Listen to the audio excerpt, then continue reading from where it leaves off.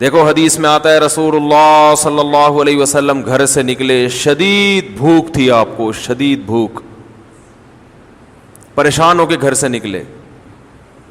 حضرت ابو بکر ملے، کیا مسئلہ ہے؟ ان کے ساتھ بھی یہی مسئلہ تھا، بھوک کی شدت نے پریشان کر دیا. حضرت عمر کا بھی یہی مسئلہ، بھوک کی شدت نے پریشان کر دیا. یہ تینوں اصحاب جا رہے ہیں. ایک صحابی نے کہا، دعوت کی ان کی، اپنے باغ میں لے کر گئے، تر کھجوریں سامنے لا کے رکھیں. آپ صلی اللہ علیہ وسلم نے ان کھجوروں کو تناول فرمایا اور فرمایا ان نعمتوں کے بارے میں ہم سے قیامت کے دن سوال ہوگا. اور وہ کھجوریں آپ نے کھانے کے بعد کنویں کا میٹھا پانی پیا اور سیر ہو گئے. پانی پینے کا مزہ ہی کھانے کے بعد ہے. نہیں آ رہی سمجھ؟ جب شدید بھوک میں آپ کھجوریں کھاؤ گے اور اس کے بعد پانی پیو گے تو کیا مزہ نہیں آئے گا؟ کھجوریں کھا لیں، اب پیاس لگ رہی ہے آپ کا، نہ کھانے کے 3 گھنٹے کے بعد پانی، 2 گھنٹے کے بعد پانی، وہ بہت مصیبت ہے بھائی. یہ نیچر ہے، کھاتے ہی پانی پینے کا دل چاہتا ہے. اور ایک اور حدیث سنا دیتا ہوں. آپ صلی اللہ علیہ وسلم نے فرمایا معدے کے 3 حصے کرو، ایک حصہ کھانا، ایک حصہ پانی، ایک حصہ ہوا. تو یہ جو ایک حصہ پانی اور ایک حصہ کھانا، اس کا صاف مطلب ہے کہ کھانے کے ساتھ ہی پانی ہے، تبھی تو اس کے لیے جگہ چھوڑنی ہے. کیا ہو گیا؟ اگر کھانے کے 2 گھنٹے بعد پانی ہوتا تو 1/3 کھانا تو وہ ہضم ہو چکا ہوتا ہے، پھر تو پورا معدہ پانی کے لیے تیار ہے. تو دونوں حدیثوں کو ملائیں تو رزلٹ کیا سامنے آئے گا کہ کھانا پانی قرآن میں کیا ہے؟ کلو واشربو، کھاؤ اور پیو، کھاؤ اور پیو. تو کھانا پینا کٹھا ہے. لیکن دونوں حدیثوں کو ہم ساتھ ملاتے ہیں. آدھی حدیث لوگ ہیں نا، آدھی نہیں لوگ، پھر مسئلہ خراب ہوگا. دونوں کو ساتھ ملاتے ہیں. ایک حدیث میں آ رہا ہے کھانے کے بعد آپ نے پانی پیا، اور کھجور کے بعد، جس میں عام طور پہ منع کیا جاتا ہے. اور دوسری حدیث میں آ رہا ہے کہ 1/3 کھانا، 1/3 سانس لینے کے لیے جگہ. اتنا بھر کے کھاتے ہیں کہ سانس ہی نہیں آ رہا ہوتا، وہ پھیپھڑوں کی جگہ نہیں مل رہی ہوتی پھولنے کے لیے. اور 1/3 پانی. تو پتہ یہ چلا کہ یہ پیشکش اس کے لیے ہے جو 1/3 کھانا کھاتا ہے. سمجھ میں آ رہی ہے بات؟ اتنا کھانا کھاؤ کہ پانی کے لیے جگہ ہو. آج کل جو منع کیا جاتا ہے کھانے کے بعد پانی سے، ان لوگوں کو شاید ڈاکٹروں کی مراد وہ لوگ ہوں یا سب لوگ ہی ایسا کر رہے ہیں، وہ یہاں تک کھاتے ہیں. اس کے بعد جب آپ پانی پیئیں گے تو وہ کھانا پھول جاتا ہے یا اور مسائل پیدا کرتا ہے، وہ جگہ بچتی نہیں ہے. اس سے نتیجہ کیا نکلتا ہے؟ بد ہضمی.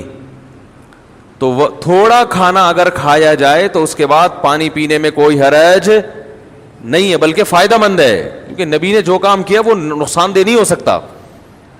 دوسری، اکثر ایک چیز پوچھی جاتی ہے کھانے کے بعد پانی پینا. یہ جو آج کل نہار منہ پانی پینے کی حدیثیں گڑی جا رہی ہیں نا کہ نہار منہ پانی پینا اتنا فائدہ، ایسی کوئی حدیث نہیں ہے. ہمارے علم میں نہیں ہے کہ نبی صلی اللہ علیہ وسلم نہار منہ پانی پیا کرتے تھے. نارمل زندگی گزارنی چاہیے اچھے بچوں کی طرح. صبح صبح اٹھ کے گھڑے پہ جا کے یہ فریج پہ بوتلیں نکال کے پینا، جبکہ پیاس بھی نہیں لگ رہی. تو ڈاکٹروں کی تحقیق ہوگی، مگر یہ تحقیق بعد میں بدل بھی سکتی ہے. بہت ساری تحقیقات بدل گئی ہیں. تو نیچر سے کبھی نہ ہٹو، سمجھ رہے ہو؟ صبح اٹھو اچھے بچوں کی طرح، اپنا نماز نہ دھو کے نماز پڑھو. جب بھوک لگنا شروع ہو جائے تو کھانا کھا لو. پیاس لگنا شروع ہو جائے تو بولو بھائی پانی پی لو. بس اس طرح ہنسی خوشی زندگی گزارو. اور تھوڑا ایکٹیویٹی رکھو، کوئی بھاگم دوڑم، کچھ چلت پھرت رکھو، فٹ فاٹ رہو گے انشاءاللہ. بھیلا وجہ اٹھ کے پانی چڑھا رہا ہے. کئی لوگ مبتلا ہو چکے ہیں اس میں. فائدے ہیں اس کے، میں نہیں کہتا کہ فائدہ نہیں ہے، سائیڈ ایفیکٹ بھی ہیں. جو بھی کام آپ ایک نیچرل لائف سے ہٹ کے کرو گے نا، اس کے جہاں فائدے ہوں گے وہاں کچھ ایسے نقصان ہو رہے ہوں گے جو آپ کو بعد میں پتہ چلیں گے. اور بعض نقصان تو ایسے ہوتے ہیں جو پتہ ہی نہیں چلتے کہ یہ اس کی وجہ سے ہوئے ہیں. اس لیے نارمل اچھے بچوں کی طرح زندگی گزارنی چاہیے. کوئی بیماری ہو، اس بیماری میں ڈاکٹر بطور دوا کے تجویز کرے تو ٹھیک ہے، کوئی بیماری ہو گئی نا آپ کو, اس میں بطور دوا کے, بطور علاج کے, وہ ایک الگ چیز ہے, وہ ٹھیک ہے. لیکن نارمل آدمی کو, جوان آدمی کو ایسی ایکٹیویٹیز نہیں کرنی چاہیے, اچھے بچوں کی طرح سیدھا تمیز سے, جیسے اس کے باپ دادا زندگی گزارتے آئے تھے. جانوروں کو دیکھا کبھی صبح اٹھتے ہی پانی پی رہے ہو جا کے ہیں؟ صبح اٹھتے ہی سارے جانور, ان کو کیا چاہیے, بھوک لگنا شروع ہوتی ہے, کھانا کھاتے ہیں. تو نبی اسی طرح یہ بھی بہت ہے کہ کھانے کے بعد پانی نہ پیو, کھانے کے بعد پانی نہ پیو. سنا ہوگا آپ نے, سب سنتے ہیں کھانے کے بعد پانی زہر ہے, یہ ہے, فلانا ڈمکانا ہے. اس بارے میں کچھ لوگ حدیثیں بھی بیان کرتے ہیں. نبی صلی اللہ علیہ وسلم کی سیرت جب ہم دیکھتے ہیں تو آپ صلی اللہ علیہ وسلم نے کھانے کے بعد پانی پیا بھی ہے, عمل سے بھی ثابت ہوتا ہے کہ پانی پیا ہے. اور نبی صلی اللہ علیہ وسلم نے جو قولی حدیث ہے اس سے بھی پتہ چلتا ہے کہ کھانا اور پانی ساتھ ساتھ ہیں. ابھی آدھا کلپ نہ بنانے, پورا ہونے دیں, تو ایسا نہ ہو آدھا کاٹ کے پیش کر دے. صاحب مجھے کہنے لگے, میں نے ان کو ترغیب دی, میں نے کہا یار کچھ کھانے پینے میں احتیاط کرو, اپنی توند کہاں جا رہی ہے آپ کی ماشاءاللہ, اور بھی عجیب سے آپ کی ڈیزائننگ ہوتی جا رہی ہے. اور جو ہے میرا پھر اسٹائل یہی ہے بے تکلف دوستوں سے, کچھ تھوڑا سا احتیاط کرو کھانے پینے میں. یہ تقریباً 1.5-2 مہینے پرانی بات ہے. یہ واقعہ میں نے بہت لوگوں میں بیان کیا, کیونکہ انہوں نے ایک ایسا ملفوظ جواب میں ارشاد فرمایا کہ میں نے اس کو پکڑ لیا, تو مجھے پتہ چل گیا کہ لوگوں کے اندر کیا ہوتا ہے نا. تو مجھے کہنے لگے مفتی صاحب بیماری اللہ کی بڑی نعمت ہے, حدیث میں آتا جو کبھی بیماری نہ ہو وہ منافق ہے. اس طرح کی بھی روایت ملتی ہے ہمیں, یعنی اللہ اس پہ رحم ہی نہیں کرنا چاہ رہا, اس کے گناہ ہی نہیں معاف کرنا چاہ رہا. بیماری میں جو حدیث میں تو آتا ہے کانٹا بھی لگ جائے تو اس میں بھی گناہ معاف ہوتا ہے, تو بالکل یہ چیز, یہ تو بالکل ہی بیمار نہ ہو. میں نے کہا بھائی جان جو بیماری اللہ کی طرف سے ہو نا, گاڈ گفٹڈ ہو, وہ نعمت ہے. جو اپنی حماقتوں سے ہو وہ نعمت نہیں ہے, وہ تو عذاب ہے. سگریٹ پینے کو عرب علماء حرام کہتے ہیں, بر صغیر کے علماء مکروہ کہتے ہیں. تو اگر بیماری اللہ کی نعمت ہوتی ہے تو سگریٹ پینا بہت بڑی عبادت ہوتی ہے نا, کہ بھئی پھیپھڑے خراب ہو جائیں گے کہ جب کھانسیں گے تو ہر کھانسی پہ 20 نیکیاں ملیں گی آپ کو. کیا خیال ہے, ایسا ہوتا نا کہ سگریٹ پینے کو عرب علماء تو بالکل ہی حرام کہتے ہیں. ہمارے یہاں بھی حلال طیب تو بہرحال نہیں کہا جاتا, مکروہ ہے, ناپسندیدہ ہے, بری چیز ہے, کیونکہ صحت کو خراب کرتی ہے. رسول اللہ صلی اللہ علیہ وسلم نے کم کھانے کی ترغیب دی ہے, کیونکہ کم کھانے سے انسان صحت مند رہتا ہے.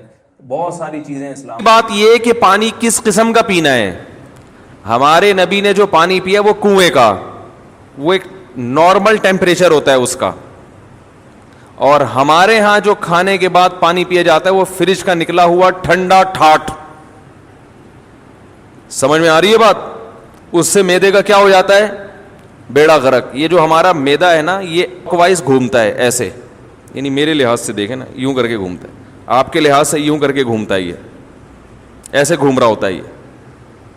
تو جب آپ ٹھنڈی ٹھاٹ چیز پانی اس میں ڈالتے ہو تو اس کی جو گھومنے کی حرکت ہے وہ سست ہو جاتی ہے, اور وہ جو کھانا ہے وہ مختلف قسم کے کھانچوں میں پھنس جاتا ہے. ٹھیک ہے نا, جیسے ایک چیز گھوم رہی ہو نا, کوئی چکی ہے جو اپنے گھوم رہی ہے, پیس رہی ہے, تو ظاہر ہے فرق پڑتا ہے نا, اس کی رفتار سلو ہو جائے تو معدے کی رفتار ٹھنڈے ہونے کی وجہ سے کیا ہو جاتی ہے, تو اس سے قبض ہوتا ہے اور درجنوں بیماریاں پیدا ہوتی ہیں.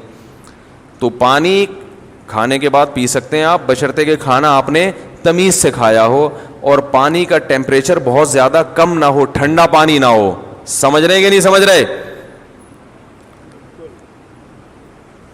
تو اس بارے میں جو حدیثیں پیش کی جاتی ہیں نا کھانے کے بعد پانی نہ پینا, وہ صحیح نہیں ہے.